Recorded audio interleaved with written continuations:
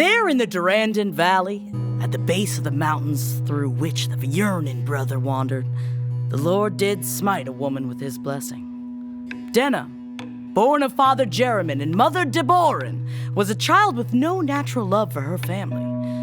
She did not obey her father's commands, and of her mother's fabric she pierced no needle and worked no loom. Yet her voice could sing any note, and for all her sloth and deceit, her jubilant song gave her parents pride. At that time the Lord cast a plague on the people south of the valley in Bamora because they had forgotten the Lord. The Boramites worshipped their genitals. They painted faces on the tips of the men's stiff sex, and to the women's clapping lips they adhered shining jewels and silly strings. Of the Lord's ire each tested. They built a statue commemorating the phallus with gold, and laughing built a statue for the Lord too, but out of pig excrement. Thus, for 14 days and 14 nights the Lord drowned the people. Birds, plants, and small writhing grotesques of Bamora in a pestilence. It was a pestilence of scabs which itched and boils which burst. It was a pestilence of incontinence which dripped. The Lord said unto them, Yea, hear thy command. Thou shalt have scabby nuts and runny drawers until thou hast proven thy devotion. Build for thy Lord a temple to fill with bold song of so-and-so cubits and such hand lengths. Disobey, and thou shalt cast more pestilence. Thy can attesteth. Having heard the word of the Lord, their hearts filled with fear, which the Lord called love. The Lord knew no difference between the two, for while many feared the Lord without love, no one ever loved the Lord without fear. While the Lord stewed, half the Boramites cleared groves of pine nut trees for timber and made bricks of river clay for the temple. A quarter of them wrote songs of praise, while the final quarter sought a singer to sing the songs. In the Durandon Valley, Denna of Jeremin grew to be a nuisance to her parents, and of their patience she did test. In times of harvest, she sang of eulogy, and in times of eulogy, she sang of birthday. Her voice boldened with the years, so that even in the fields, Jeremin could hear his daughter's song and did gnash his teeth. It was then one night. The Boramites heard Denna's song from all the way across the valley. The notes built ladders in their hearts to which they could reach their Lord with plying fingers and suppurating flesh which writhed of maggots and stank of death. They followed the song to Jeremin's home, but were ashamed of their cursed flesh. They hid their deformity with sheets of black cloth, which soaked of their blood and ripped of their skin. Deborin, wife of Jeremin, saw the black-clothed masses and heard their teeth gnashing and smelled their drawers dripping. She did say to her husband, Prepare thou pitcher of water and a pitcher of wine, for I will gather figs and almonds. Tonight we are blessed with pilgrims.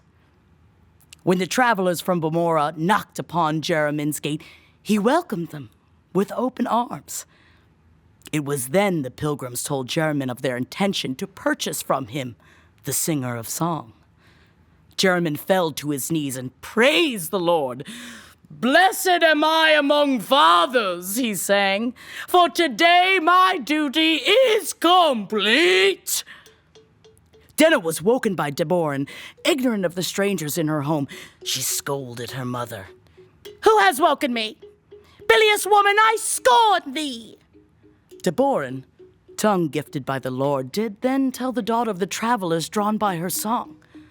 She spoke of their love for Denna's golden voice, of the rings on their fingers and the jewels on their flesh, and of the gifts they did bring. Denna grew scarlet and allowed the mother to dress her. By candlelight, Denna was draped in virginal white, and her throat was brushed with unction, and her hair oiled with perfume, and her breath freshened with cardamom.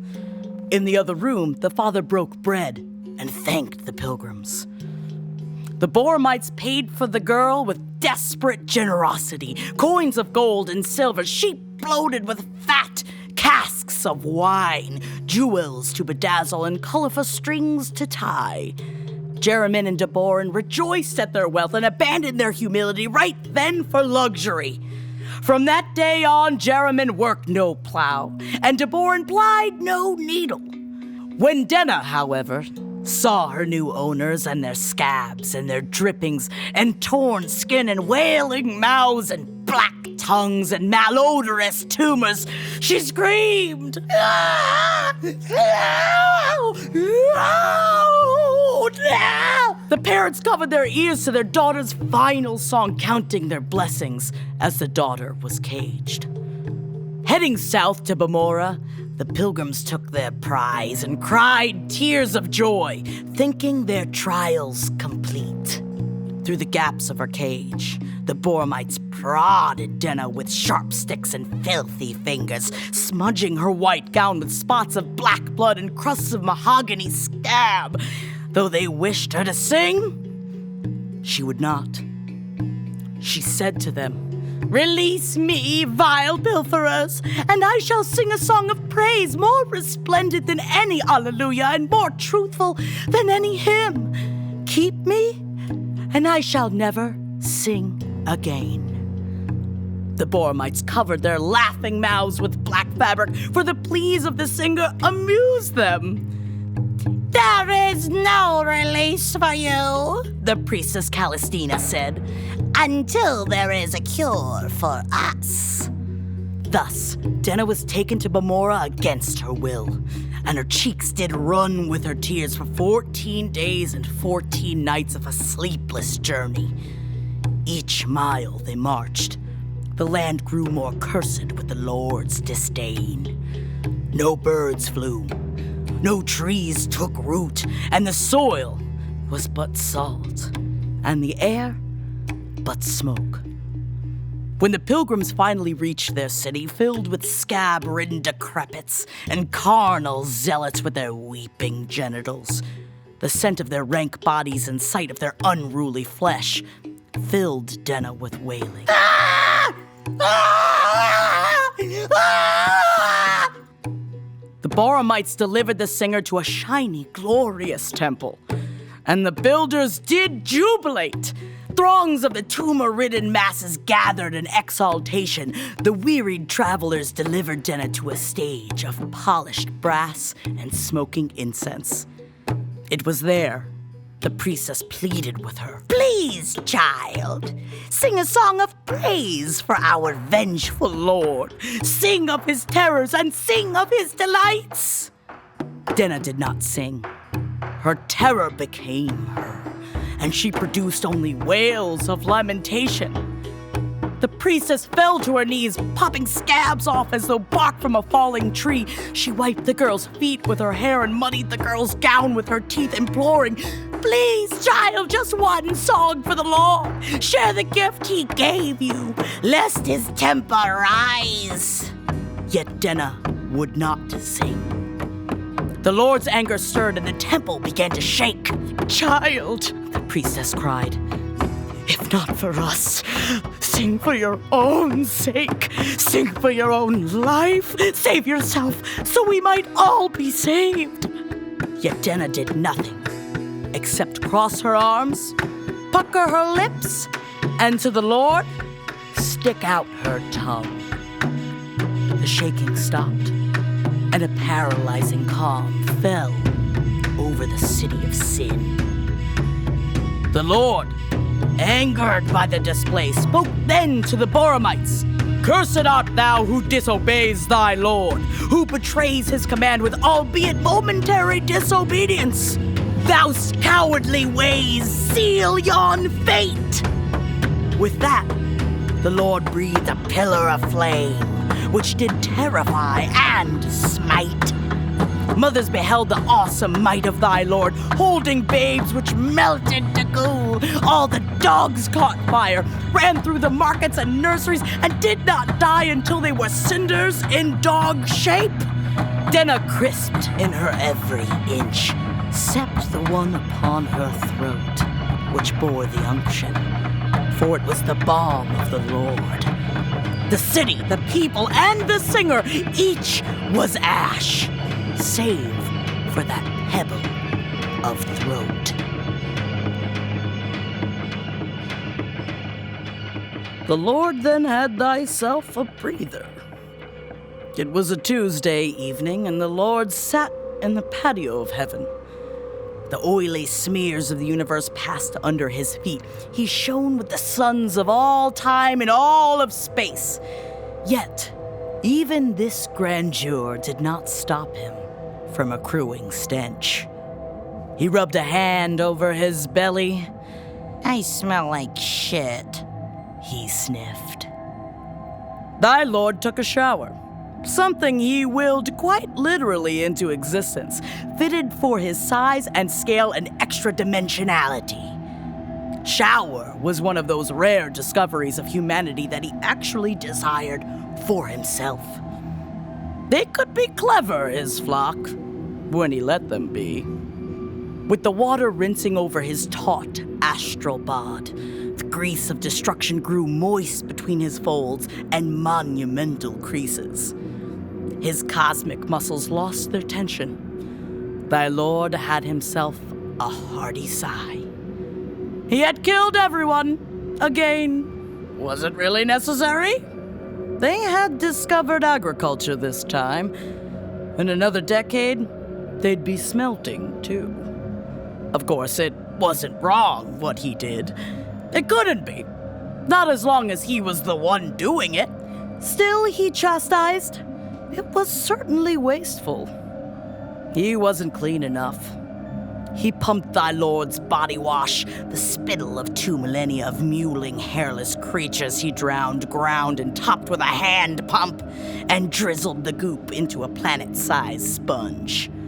The loofah was a monstrous coral, once the largest creature alive, a miracle biome, until the Lord blessed it with his purpose. Now it was dead and sudsy. Thy Lord eased it between thine holy thighs.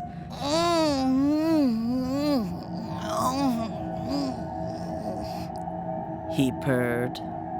Thy Lord had everything he wanted to wash. Robust testicles.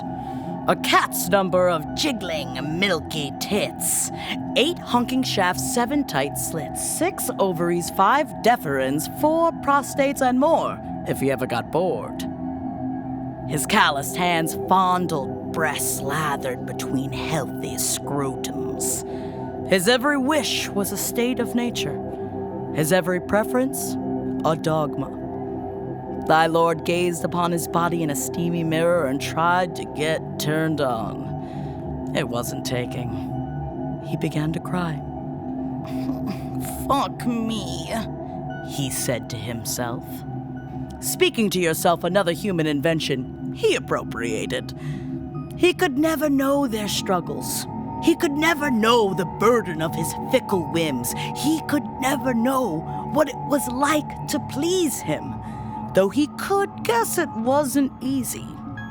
It didn't feel that good, their love. If he was honest, it was a real chore. Like a boring pet fish he'd rather let die. But humanity and thy Lord had one thing in common. Their cruel appetite. That same spark which divined all of existence to exist, which commanded every singer to sing and every atrocity to atrocitate, it too was passed to his servile flock. Oh, they could be so nasty. Yes, of course, he had turned their bodies molten and their city to ash and breathed destruction as easily as he ordained sports winds and parking spaces, but the humans weren't that great either, remember? They glued all those strings and rhinestones on their pubias. Gross, the Lord divined. He had himself another sigh. He just lost his temper, he assured himself. All of it was still an act of justice. Every rending of skin, every scorching of children, and every... Suddenly, in the calm of the water, thy Lord laughed. He had forgotten about all the dogs catching on fire. The way they whizzed around like fireworks. Even he hadn't seen a thing like that. Maybe it wasn't such a waste after all. As he dried off, the Lord felt nothing except tedium. Already humdrum to the temporary release of yon mild distraction, now you would do it all again tomorrow. Know this, and bless thy Lord for its truth. Every loss of life committed in the Lord's name is just, for justice is that which entertains thy Lord. The story must be